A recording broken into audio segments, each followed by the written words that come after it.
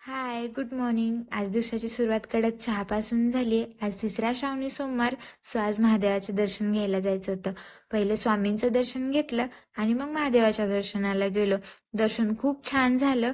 दर्शन करून येतानाच भाजीपाला आणला होता. सो आल्यानंतर चेंज करून पहिला भाजीपाला ठेवून दिला आणि त्यानंतर आज उपास, त्यामुळं फ्रुट्सच खाल्ले. नथी बनवायच्या होत्या. आता गौराई जवळ येत आहे, तर कुणाला नथी हव्या असतील तर मला नक्की सांगा. झाडांना पाणी घातले. पाणी घातल्यानंतर आज उपास सगळ्यांचे, त्यामुळं स्वयंपाक बनवायचा होता. सो आज भरपूर स्वयंपाक असल्यामुळे लवकरच स्वयंपाकाला लागले होते.